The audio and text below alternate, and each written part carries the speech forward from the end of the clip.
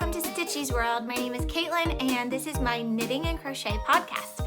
Today, most of the projects I'm going to be talking about are knitting projects.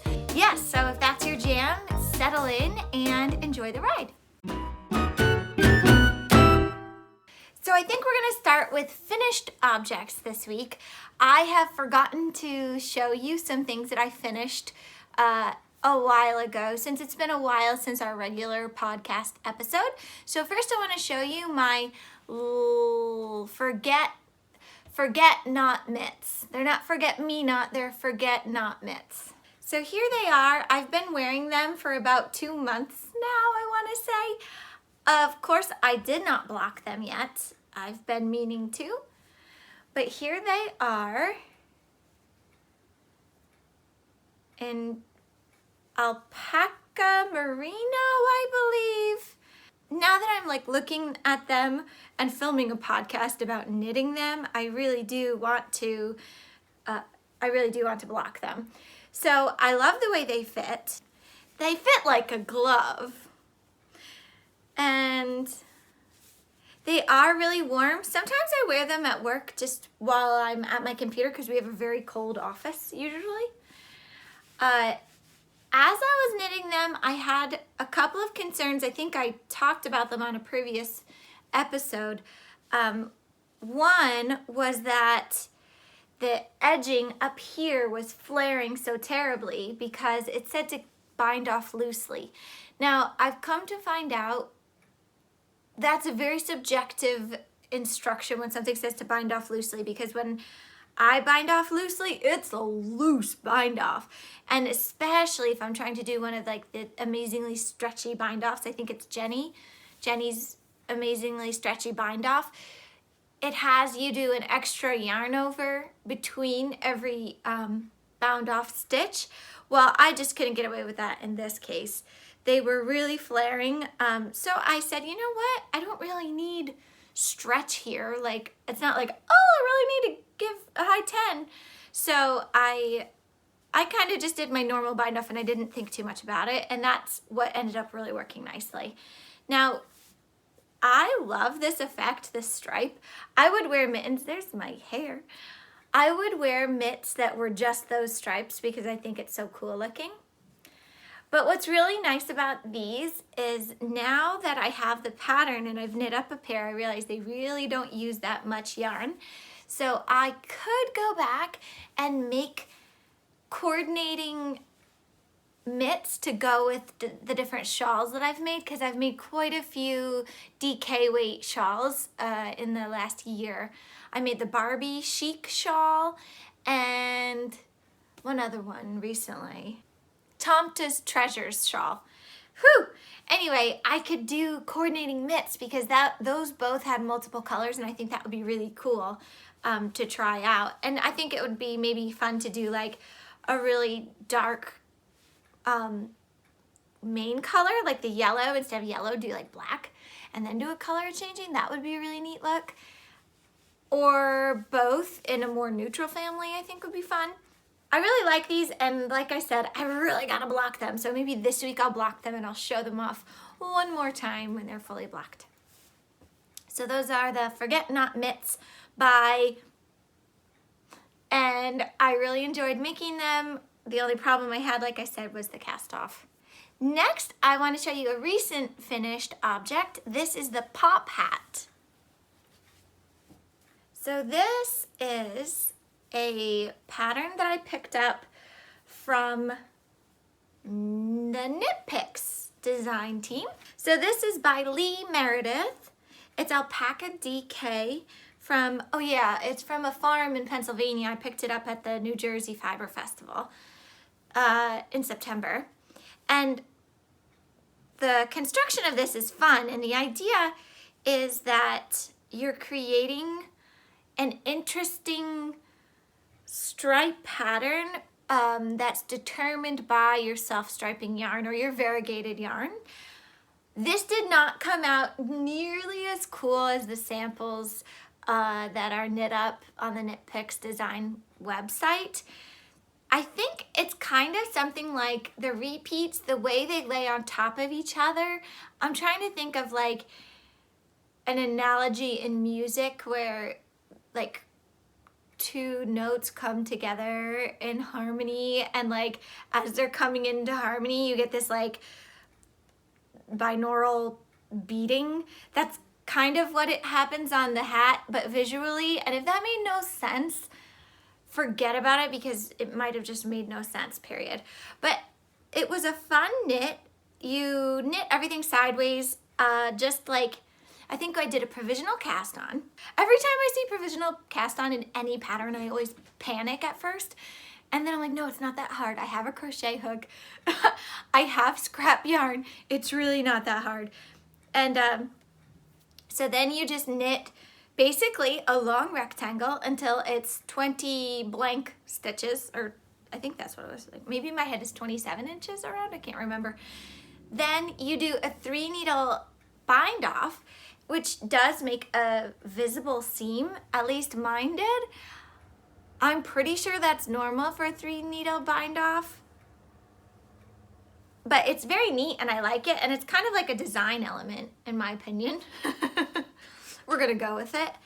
And then you do the crown, and the crown of course is gonna stripe in a different way because you're knitting in the round now instead of side, like back and forth. So originally when I tried this on, I went for a slouchy size. Originally when I tried it on, I thought I'm gonna put a pom-pom. It'd be really cute to have like a big colorful pom-pom, and I had quite a bit of yarn left over. But then I thought, yeah, but then you don't really see that fun, like contrasting element of the round, like knitting in the round. So of course it took me so long to get ready to film this episode, and I was preening in the mirror to make sure my hair looked good, but now I'm gonna try a hat on for you, so that all goes out the window. So give me 1 second. Okay, get this out of my hair. And so there it is. I can't see it, I don't have a front facing camera, so I've worn it a couple of times. I really like it. It's loose, but I do have a lot of hair, and sometimes I prefer a looser knit hat or a looser fitting hat because it doesn't smush my hair to the extent than a real tight hat would do. This is the Pop Hat by Lee Meredith. Okay. Woo! I'm sitting on a ball. That's why I can bounce.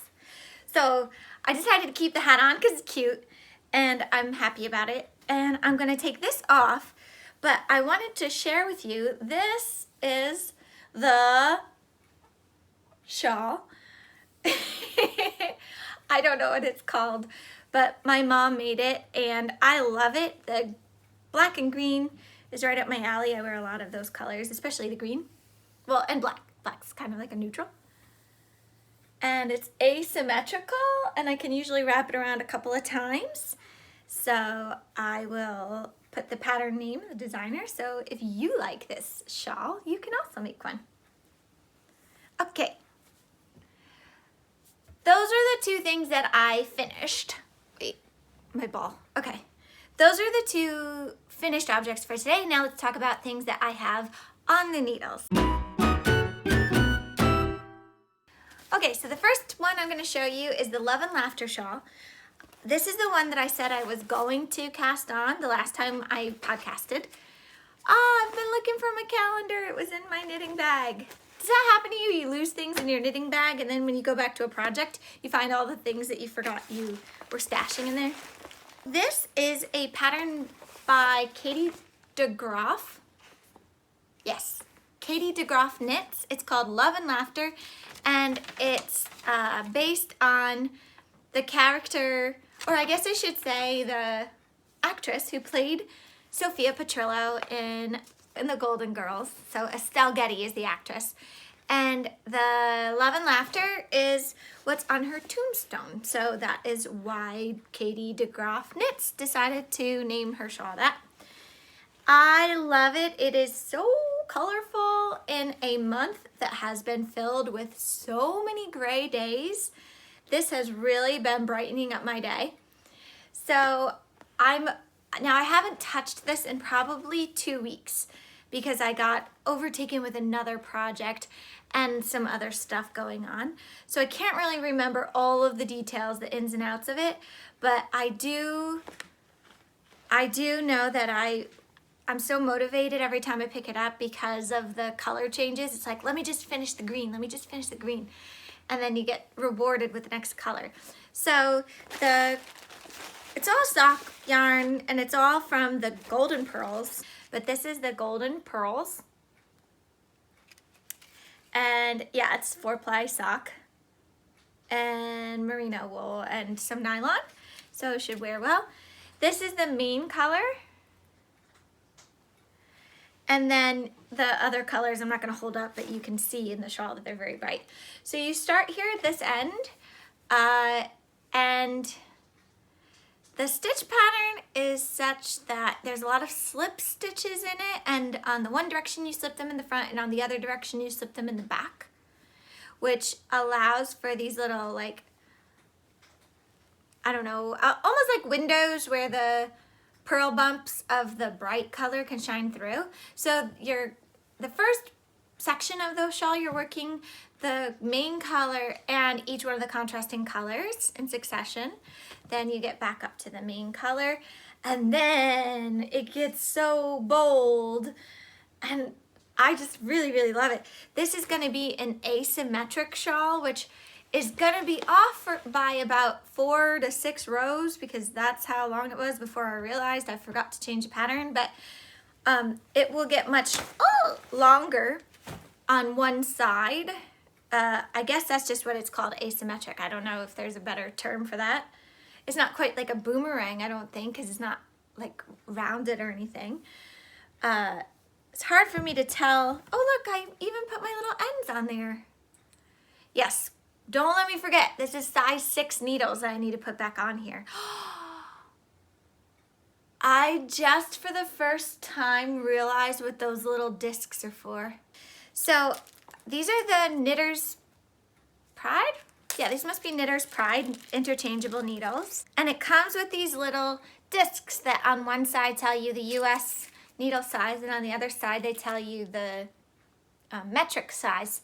And I've always wondered what they were for, and I've always just like tucked them into the pocket. I've always like tucked them into the pockets here. This is really messy. Now you can see how disorganized I really am. For my videos, I make sure there's like no mess.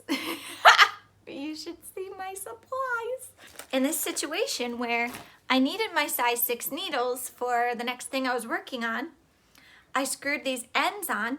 What I should have done was then slid on the disc that said US 6 onto here. So then when I come back to this project, be it in a week or a month or a year, I'll immediately know what needle size I need to start with.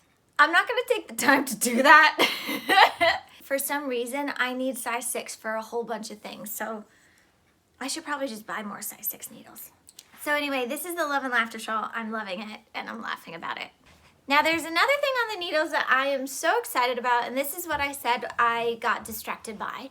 It is the pattern Justin's Flannel by Alicia Plummer, and I decided to knit my dad a sweater for his birthday, which happened in January, but I'll be seeing him again early March, actually in like 2 weeks.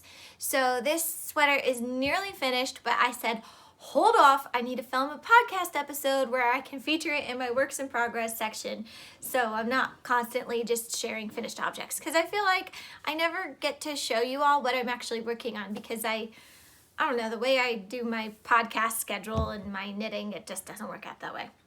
So here it is. I just touch it and it feels so soft. I'm knitting the size 3. This is the Justin's Flannel in Cascade Eco Duo. It's a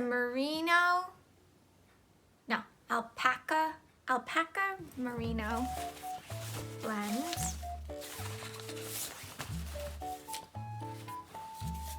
It's an Eco Duo, undyed baby alpaca, and undyed merino wool.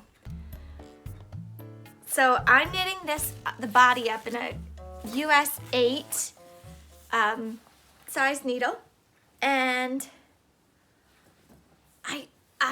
I love it. It's a really simple raglan shape. So you start with the back, And somehow I did something that raised up the back, but it wasn't German short rows. I forget what it was.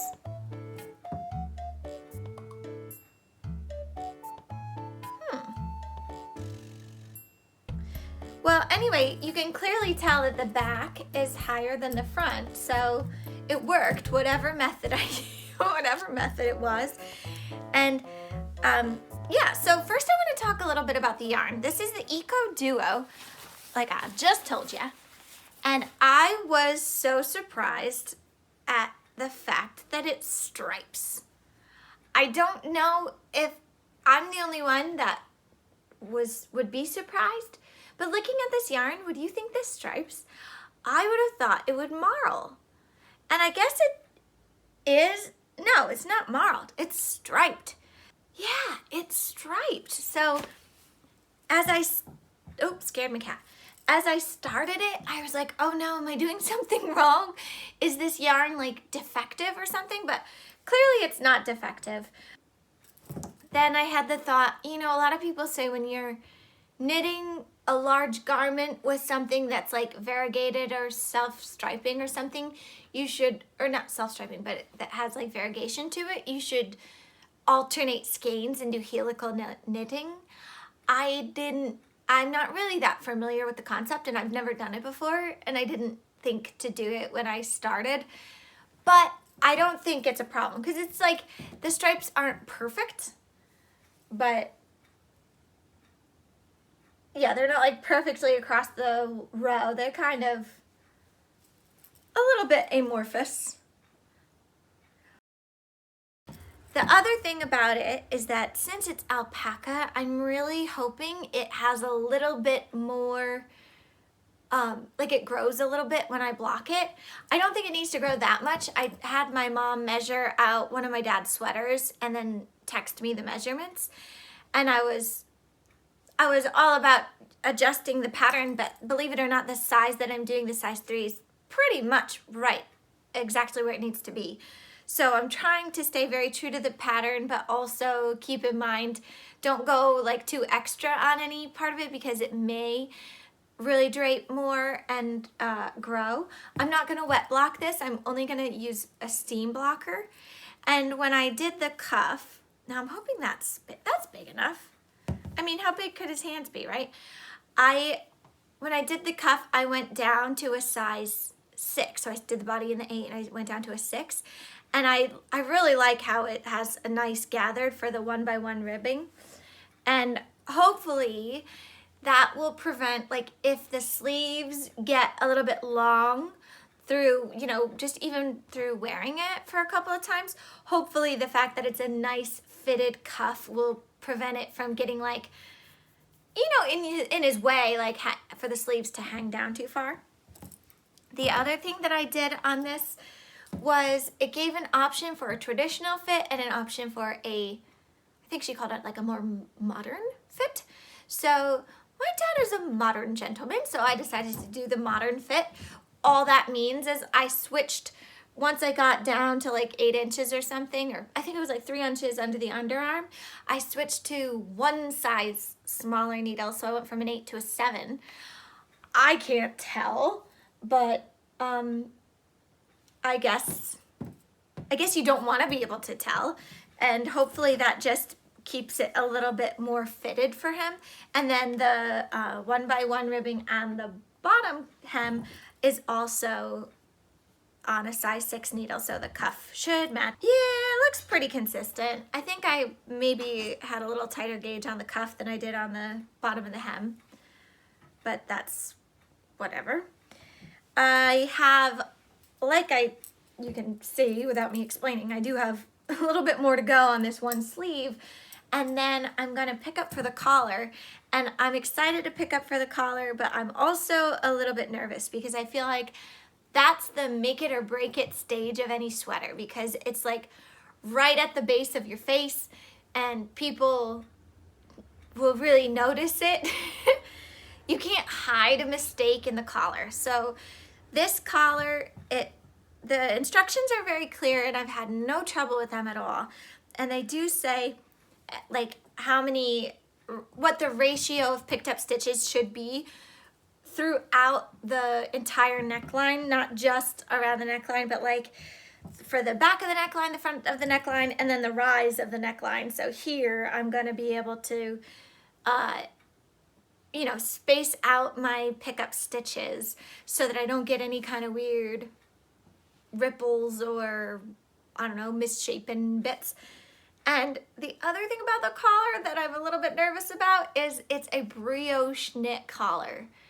And I've done brioche. I actually just today wore a headband that I had done with a brioche knit. And I'm pretty sure brioche, like, there's nothing really to it. It's just that yarn over that comes, like, that kind of pretends it's a knit stitch or a purl stitch. So I can't remember why you do that. I guess it gives it a little bit more depth, but it's just a single, like, it's a 1-inch brioche collar and then cast off. So really this will be done. I mean, this will be done this week, though I said I have until the beginning of March. So, but I'd like to get it finished, and I guess I'll steam block it when I get to New York to give it to him, because I don't think I have. Oh, it sheds. Yep, it's shedding. Oh boy. Oh no. Yeah, maybe the steam blocking will also take care of the shedding. I don't think that's the thing. But anyway, this is Justin's Flannel by Alicia Plummer, and I absolutely love it, and I hope he really loves it.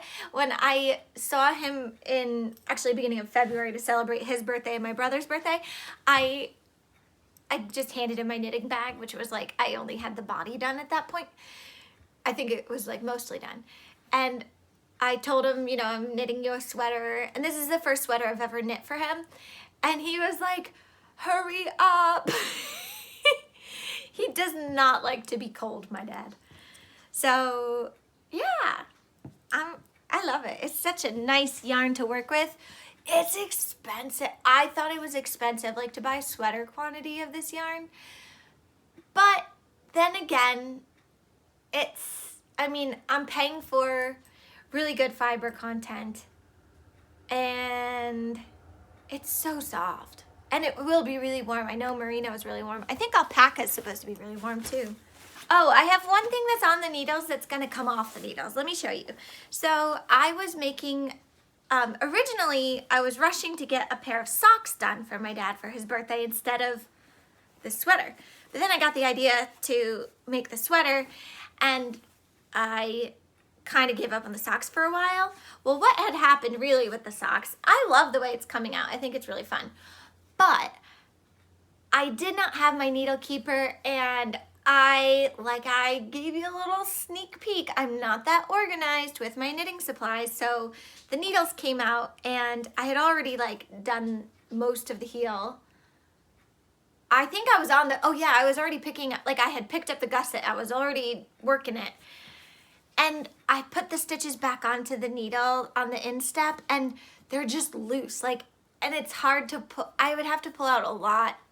And I know it sounds like I'm just making excuses to find a reason not to finish this sock, but I now found a really good excuse, because I was listening to the Yarniacs, I believe it was the Yarniacs podcast, and Gail, I forget if it was Gail or the other woman, described this hat that she's making that I want to make. And Dad won't mind, like, he doesn't even know I was starting socks for him, so it's not like he's gonna be like, where's my socks? And these socks, the yarn, of course I don't know where I put the label, but it's not even, they're not wool, it's bamboo. So what I want to make is something called the Checkerwork Hat.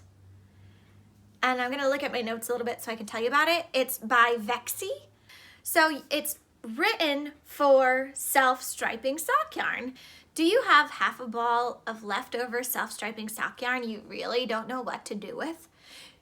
Do you want to do something a bit different yet don't really want to have to think while you knit? Do you like instant gratification knits? Well, then this pattern might be for you. And right now, my brain has no idea how that's done, which makes it like perfect for those happy chemicals because I'll be discovering something new as I'm going. The pattern costs $1, which, like, yes, please take my dollar. This looks really fun. All of the projects came out great. It sounds like this will work perfectly for it. And a bamboo hat is kind of a nice idea because I could wear it just like as an accessory. It doesn't have to be a really cold day, but just something that is, actually, this is a great combination of colors for just like jeans, you know, kind of denim. So I could see myself wearing this in the spring, especially like on a wet day or something. So yeah, I'm gonna give it a go. It calls for only one ball. What? Only like 220 yards. So I'm pretty sure this ball is a two sock ball, which is probably more like 400. So yeah, who knows? Maybe I could even make something else out of it. And also, I love picking up self-striping sock yarn, like wherever I go. If I'm in a craft store, I'm like, oh, let's just look at their self-striping yarn. Even, it doesn't matter if it's like beautiful hand-dyed yarn or if it's commercially produced yarn. I just love the self-striping yarn. So that's what I wanted to share with you, the Checkerwork Hat. And now for the main event. New cast-ons. I haven't cast on yet. I swatched though. So here we go. For my birthday, I was gifted 3 skeins of Murky Depths Dyeworks Mirage Kid Silk Mohair yarn in the color Honeysuckle. No, Honeycomb. So it's 72% mohair, 28% silk, approximately 459 yards, 50 grams in a skein. And I have 3 of them. So the visit that I last did to New York, I went up to the Perfect Blend yarn shop, my favorite place to go. And I found some coordinating yarn to go with it, to hold double with it. So this is Isager or Isager, I don't know. 2. They're 100% Peruvian wool, Peruvian Highland wool. And this is the color Clay. So I'm gonna have honeycomb and clay together. And I just swatched for a sweater called the Gingerbread Sweater. The Gingerbread Sweater is designed by Espace Tricot. I don't think they gave like who exactly designed it. Oh, here. Oh, they did. Her name is Naomi Endicott. Oh, and Mona Schmidt. When I lived in Montreal, I visited this knitting store when it was owned by Melissa and Lisa. And I believe Mona was working at the shop then. I think she's been there the whole time. Well, maybe, I don't know if she works there now. I don't really know. But anyway, I recognized her name, so that's exciting. So it's a gingerbread sweater. It's a basic raglan pullover, knit in the round from top down, features a twisted rib at the neck, cuffs, and hem. It has a little boxy, ultra cropped silhouette and a shape that's easy to wear over dresses or tunics or with high-waisted skirts and pants. Consider it the little sister to our bright side sweater. The gingerbread sweater uses different needle sizes, a gathered cuff, and a split hem to create relaxed, feminine detailing. And it's, to me, it looks very classic. Anyway, I was looking for a very simple, like, feminine pattern that would show off a luxury yarn, like the Murky Depths that I'm using. And this really appealed to me. I like the simplicity of it. I liked the cut of it. I don't know if that's the right word, but the silhouette that it makes. It actually suggested that this pattern is worn with 10 inches of positive ease, but it says, no, obviously change it up if you don't want it to be 10 inches. Do what works for you. So I'm actually going to be knitting a size 2 in the pattern, and that will give me maybe closer to like 6 or 7 inches of positive ease, which I do want because I want to have that little bit of flow and like, oh, here's my swatch. So I just finished and I'm pretty sure I got exactly 21 stitches to the 4 inches. And this is held, I'm holding one strand of the wool and one strand of the kid silk mohair together. What I was just saying before I started showing off my swatch is that it's a lightweight sweater, like, because it's, I feel like the kid silk is mostly made of air. And I think it'll be just fine to have that much ease. Like if it was a heavy cotton, I'd be like, whoa, this is too much fabric. But the fact there's gonna be this airy, lofty material, I think will be really, really nice. So this is my big cast on moment for this. So I don't have too much to say about the gingerbread sweater yet because this is all I've accomplished so far. Also, I just had a question, like, does anybody do anything with their swatches? Don't answer, Mom, because I already know that you never even keep your swatches. You pull them out and use the yarn over, which I'm not going to do because I cast off and everything. And also, I know you're supposed to swatch in the manner that you're going to be knitting, so I should have done this in the round. But if I hate swatching to begin with, and doing it in the round is like just too much, and I'll skip it otherwise, I figured this is a good compromise. And I think I've been doing pretty consistent now. I've switched up, and now I'm just like chatting a lot. But anyway, I switched up my method. I used to knit continental style, and now I do very similar, but it's the Norwegian continental. So I have no space between my finger and the needle. It's just like that, like supernatural. Not supernatural like woo, but the shape is very natural, which helps me with the wrist pain that I had been getting, and also has really done wonders for my tension. I used to be a super loose knitter, and I would have to go down like 2 or 3 needle sizes for any patterns, you know, the recommendations in the pattern. So now I'm pretty much like spot on. I'm not saying that I'm above swatching. Anyway, I don't know why I'm trying to like explain myself. I'm happy with the gauge of the fabric, and I'm gonna cast on this sweater this week. So I hope, I hope I continue to enjoy it. It's, you know what's funny with this fabric? When I first picked up the yarn, I was like, oh, this isn't quite as soft as I was expecting. But that's because I had been working with the Eco Duo, which is like baby, like that's a baby animal's wool. So that's really, really soft. Well, is a kid silk? Wait, is that a baby goat? What I was going to say though is that the fabric, the more I'm handling this, the softer it's feeling. So now that I've gone in 17 different directions, all related to this swatch, I'm curious if any of you have like a project that you use your swatches for or something like that. One creator that I've watched on YouTube has a bulletin board, and she pins them up there like they're specimens, and I thought that was kind of cute, and maybe I could put like the yarn label next to it, but I don't have a cork board. So, and I don't really want to poke that many holes in the wall, so maybe I'll get a cork board, or maybe someone will have an idea for me to do with my swatches. What else?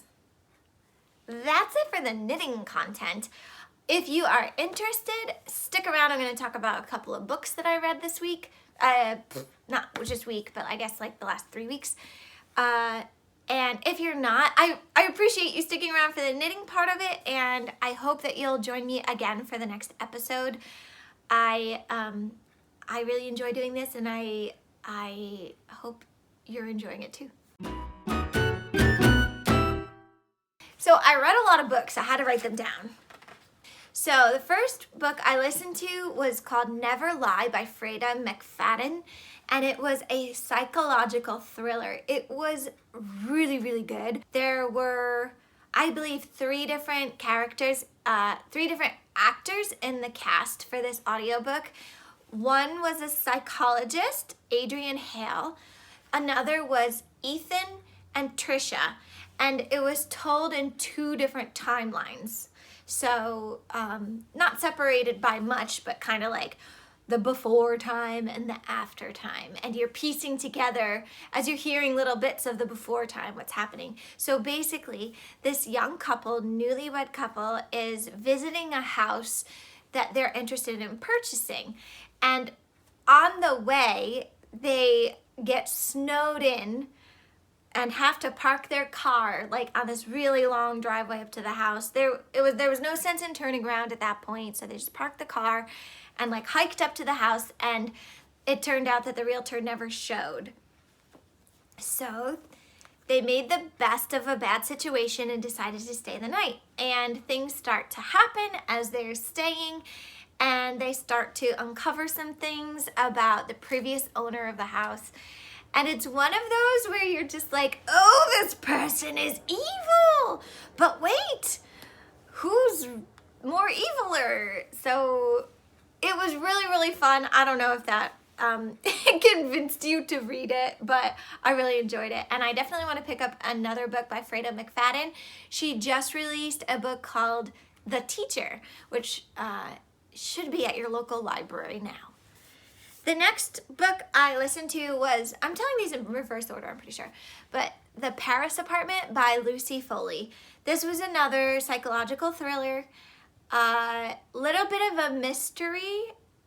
So this woman, I'm forgetting characters' names now because I've listened to a couple books since then, but the sister is going to visit her brother in France. And she gets to the apartment, and he's supposed, like, she just got a voicemail from him, and she's supposed to, buzz him, and he'll let her up. And he's not answering. He's not answering his phone. He's not answering the door. And she's like, what just happened? Well, it devolves from there, and everyone in the apartment becomes a suspect. So right from the get-go, you don't know who you can trust, and I love a book like that. So that one was really fun, and maybe that was the only one I've read by Lucy Score. No, not Lucy Score, she's a romance writer, Lucy Foley. I would say like that was maybe a 3.5 stars. The Never Lie, I would put at 5 stars. I really like that one. Okay. The next book I wanted to tell you about is called Astor. It was written by Anderson Cooper and a co-author, which I can't remember her name. I listened to it, so it was Anderson Cooper narrating. And if you're not aware, which I wasn't for until recently, but Anderson Cooper is from the Vanderbilt family. Well, this is about the Astor family. So he wrote a book about the Vanderbilts, and now this is his book about the Astors, which there's so many things that I just didn't realize were because of the Astors. Mainly Astoria. Like, duh. It's such a big duh, but I just never put it together. So that was a really fun read because it was just so outlandish. And, I mean, I guess they were no different than any family, really, except for the wealth part of it. But like they had their problems, you know, and there's a little bit of Hudson Valley history because of the home that they built, that one of the later generations built. I recommend that book. I would say maybe a 3.5 out of 5 stars, but that's just me.